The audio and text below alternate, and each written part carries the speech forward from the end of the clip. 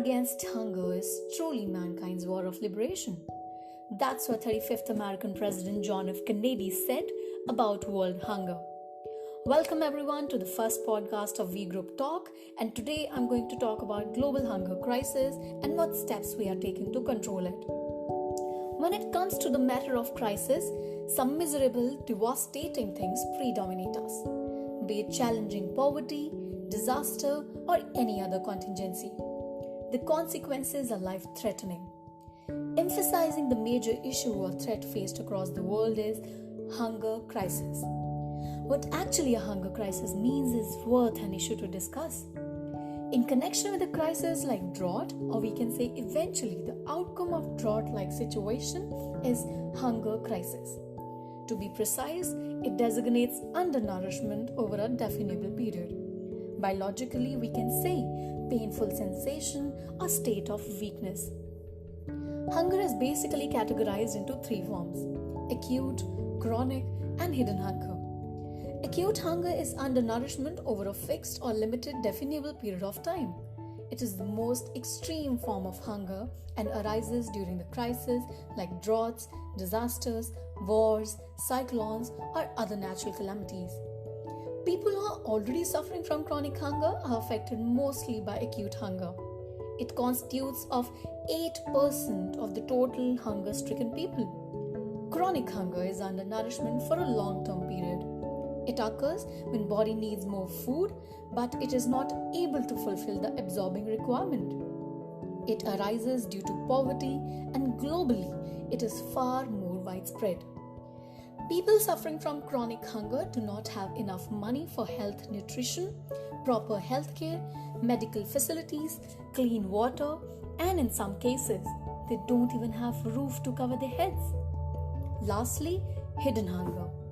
It is a form of chronic hunger generally caused because of the unbalanced diet and lack of important nutrients such as zinc, iodine, iron, vitamin A, or calcium in the body.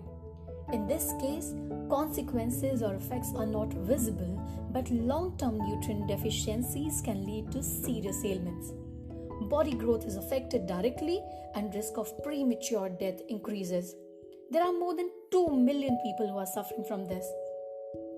Hunger and food insecurity results in stunted growth of children and undernourishment, directly affecting the upcoming generation along with leading to generation of several diseases. But the irony stays firm. Enough food is produced all around the globe to satisfy everyone's need. Still, 8.9% of the global population goes to bed without food in their bellies.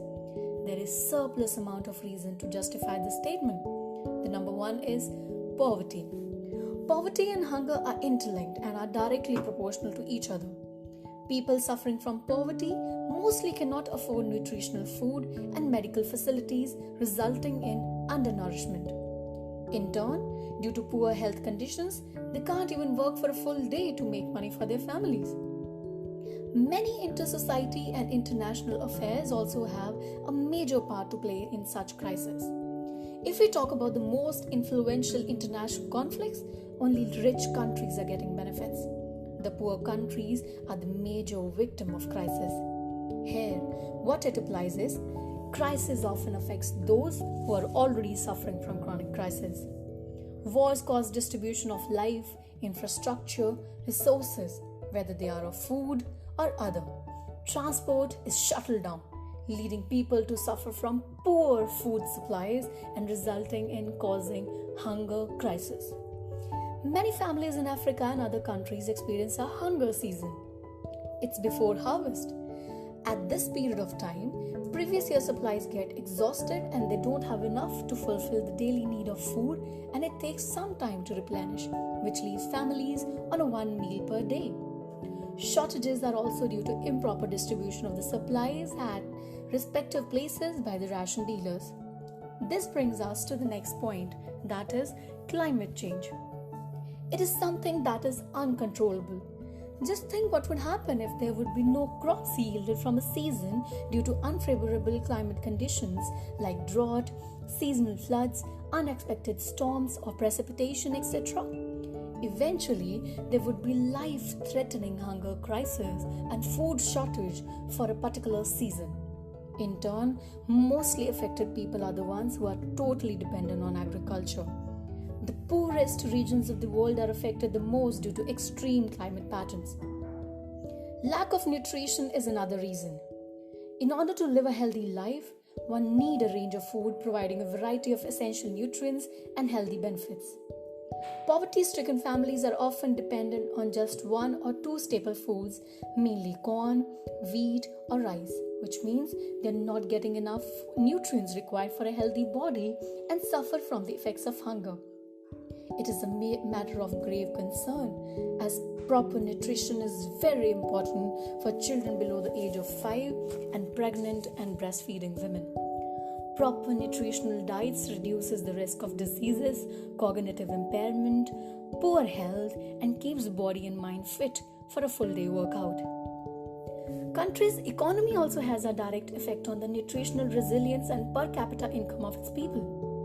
Country not having a good economy will have more people suffering from poverty and resulting in hunger crisis. Liberia and Democratic Republic of Congo are the epitomes having poor economy and suffering from hunger problems. According to the World Food Programme, 1/3 of the total food produced on this planet is never consumed and gets wasted. That is not just the wastage of food, but of other natural resources also, which are used to produce food. The human greed invokes him to produce more and more commodities, even if it is not required, and exploit what is available. This greed is increasing day by day, just to outshine, which kills our basic conscience of preserving the sources for future generations. This framework is pretty horrifying if seen with a futuristic approach. Someone has rightly said, for you, it's just a matter of few bucks.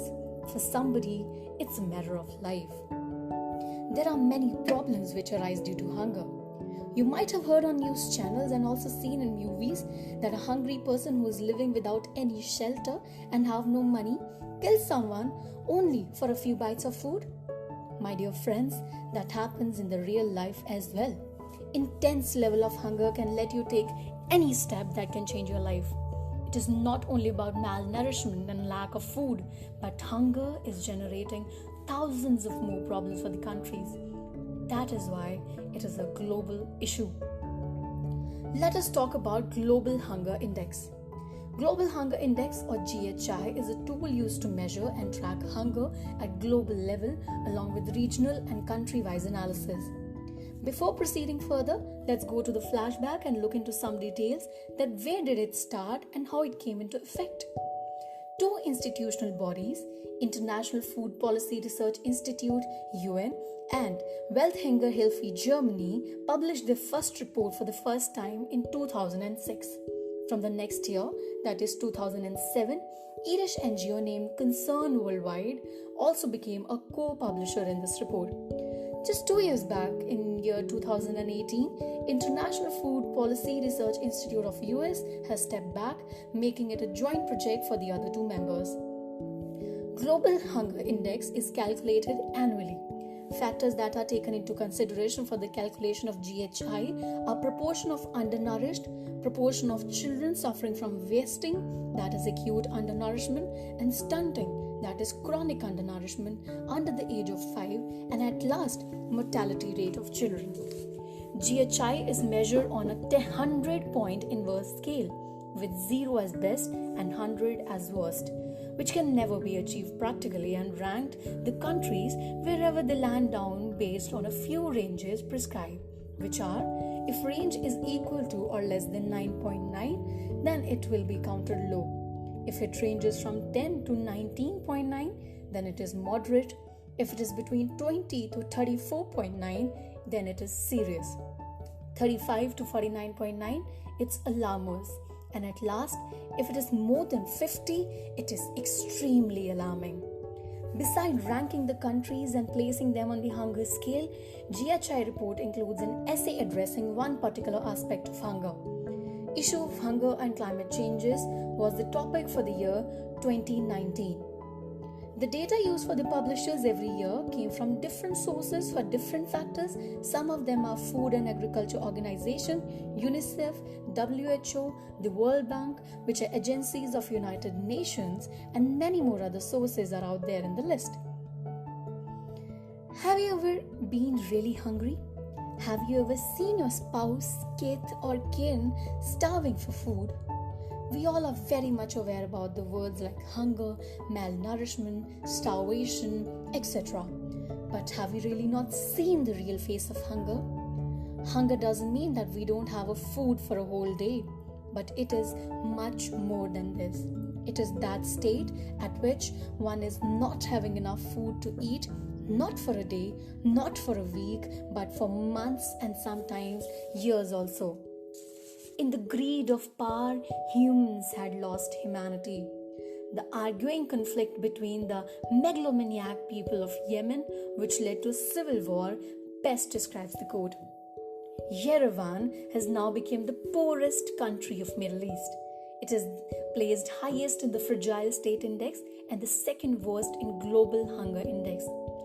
In the Everest of power, a few people turned street protests into clashes. The clashes destroyed public infrastructure and services, closed schools and hospitals, disbalanced human lives, and ultimately produced severe humanitarian crisis. As violent outbreaks mount across the country, more than 17 million people got affected, 3.6 million people were compelled to leave their places, and at least 56,000 civilians and combatants have been killed. The harsh climate and all existing COVID-19 pandemic, accompanied with cholera outbreak, has put the country on knees.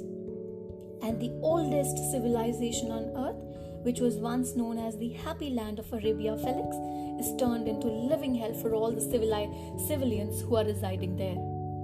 Yemenis are lowering their hope for life. Yemen, which was once famous for its high mountains, fertile land, is now struggling for the most basic need, that is food, water, and medicine. 85%, which accounts to 24 million people of Yemen's total population, need humanitarian aids. Today, it is the second most hunger-stricken country. You can't even imagine how dire the situation has become. Not 50 or 60%, but all the children are chronically malnourished. A child dies in Yemen in every 10 minutes from easily preventable disease. And we think we had hard life? Yemenis are struggling and fighting the unseen war on which no news channel is paying attention.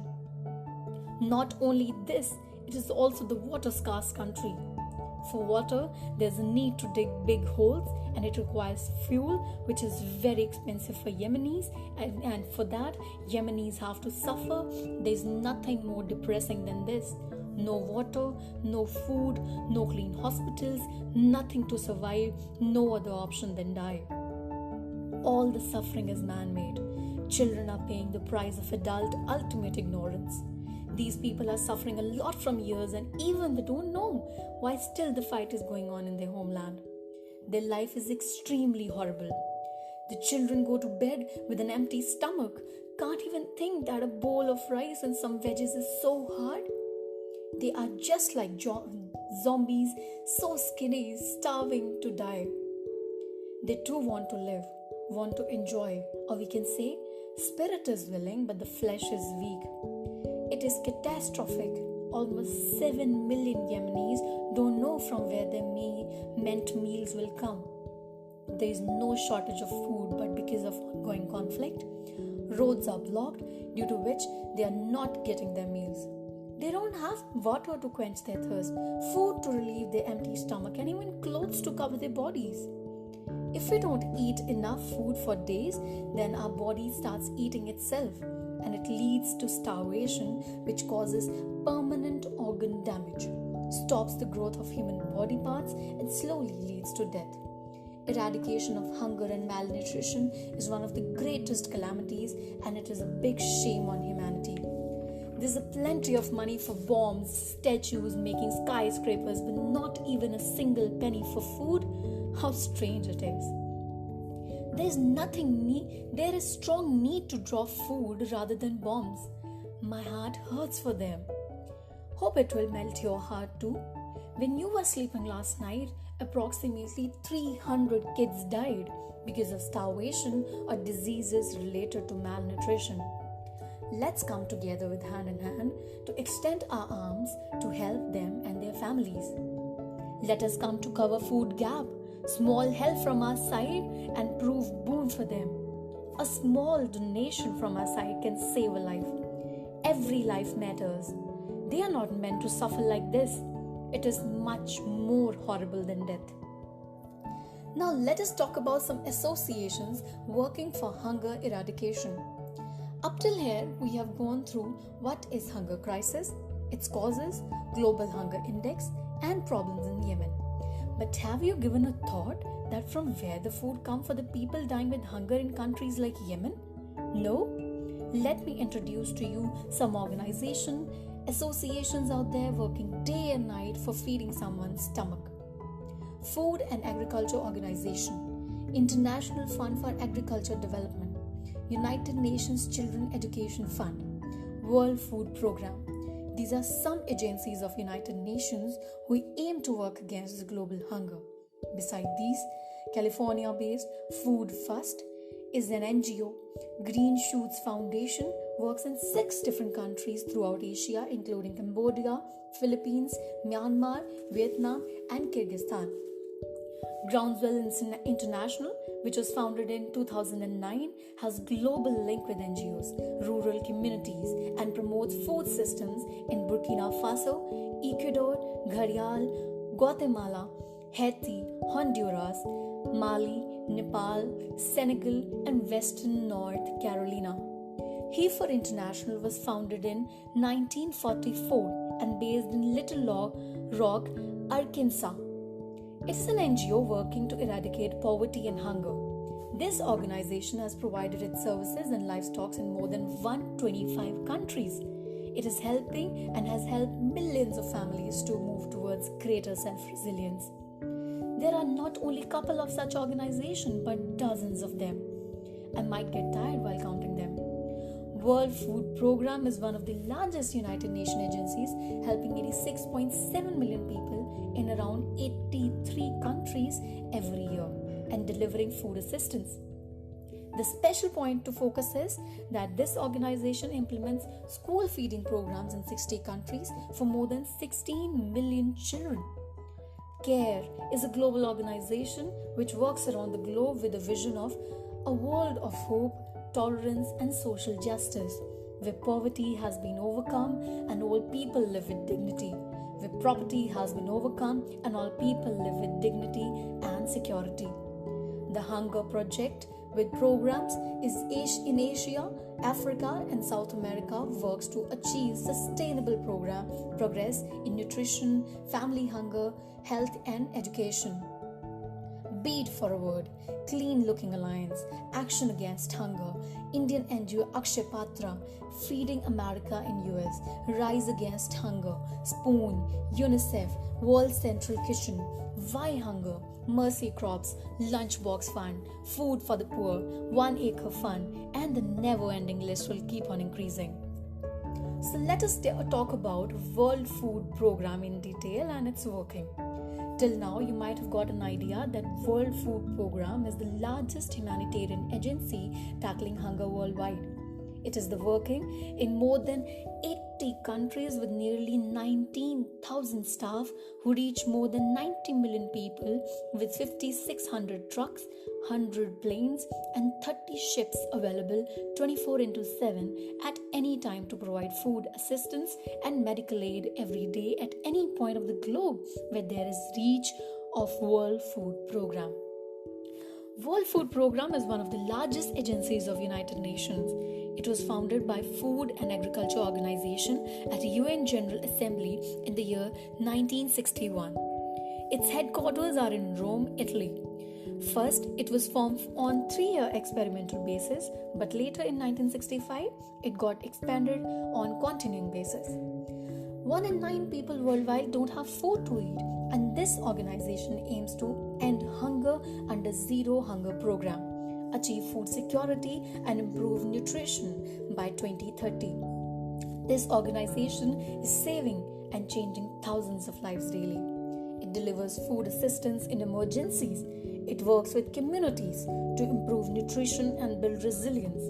It is there to provide the food and medical aid during natural calamities and disasters. It provides more than 15 billion rations at an estimated average cost per ration of $0.61. Two-thirds staff of the organization works in conflict-based countries where people are 3 times more likely to be undernourished due to the proper unavailability of food resources and lack of transportation than those living in countries without conflict. World Food Programme also feeds and provides school meals in more than 60 countries to more than 16 million children under various school feeding programs. It also implements HIV and TB programs in over 40 countries for nutritional recovery, enable adherence to treatment and retention in care, creating social protection and livelihood strengthening linkages for people living with HIV, utilizing HIV-sensitive programming to reach vulnerable HIV-affected groups within the population. You might be wondering that from where these large quantities of food come and from where these organization gets all the funds, as it's not everyone's cup of tea to feed everyone out there.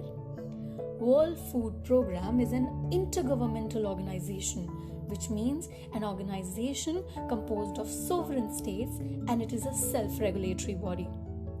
Every government on the globe which is capable gives funds to this organization every year, and all are done voluntarily. In 2018, United States contributed $2.5 billion, which is the highest in the calendar year, taking the sum total to $7.2 billion. Other corporations and donors also donate their part, and V Group Talk is also one of them. All the contributions are primarily used in high-level, conflict-driven countries and then in low-level emergencies. World Food Programme is a partnership with national governments, more than 2,000 NGOs, some of the United Nations agencies like FAO and IFAD, and corporate companies. The government of the countries where the World Food Programme works are the prime partners. For emergencies and development projects, coordination and cooperation with them is an important part. Non-government organizations or NGOs stores, transports and distribute goods on the behalf of World Food Programme. Other UN agencies provide technical advice and non-foods resources in the time of developmental projects, crises and emergencies. Corporate partners also have an important part in organizations' relationships as they provide additional funding, transport, human resources, communication technology, and other relevant information. It is rightly said by the legendary Helen Keller, "Alone we can do so little, together we can do so much." Fighting an invisible war against hunger alone is not an easy task to achieve. I may say that practically it is an impossible one. Since now I have described the organization only who are working to achieve target of zero hunger, but now I will tell you some of the renowned personalities who are investing and fighting for world hunger and poverty. Bill Aris, the founder of Why Hunger. He used to be a Catholic priest and later on realized that food needs to be improvised, and seeking it as a challenge, he began World Hunger Year, which fights hunger through grassroots of efforts and brings celebrities to the cause. National Hunger Hotline and National Hunger Clearing House are the other organization founded by him. Eritrean Cousin is the current director of the United Nations World Food Programme. Prior to the current post, she was ambassador of United States for Food and Agriculture to United Nations agencies. While heading a response team for Hurricane Katrina, she delivered more than 62 billion pounds of food to the needy people in the Gulf Coast region. Eradicating world hunger in her lifetime is one of her aims. Co-founder of One and Data, Jamie Drummond, working for ending extreme poverty and the AIDS pandemic. The Executive Vice President of the Hunger Project, John Conrad, is in charge of all research and fundraising for the charity. Perry Ferrari, CEO of Heifer International.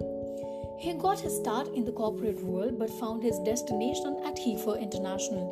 He was exposed to poverty as he was grown up in Congo, which inspired him to do something for the charity.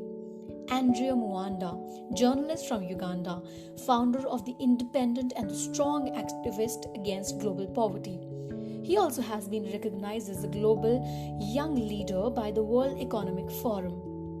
Anthony Lake is the executive director of UNICEF and spent more than 45 years for public service. He is credited with ending war between Ethiopia and Eritrea. Ashraf Ghani, an Afghani politician and a chancellor of Kabul University, is using his political and anthropological experience to assist the poor and rebuild his country. This humanitarian list does not have any end point. Many will come, service, dishonor, and go, but the cycle of charity and social services will keep on expanding and expanding and expanding. If we really want to make this world a better place, we all have to come together and help really need our help now. We have to act now or it will get worse. This is Sehaj Sandhu signing off and hope you take one step to make this world a better place. Thank you for listening to V Group Talk First podcast. Don't forget to visit our blog vgrouptalk.com. We'll see you soon again. Thank you.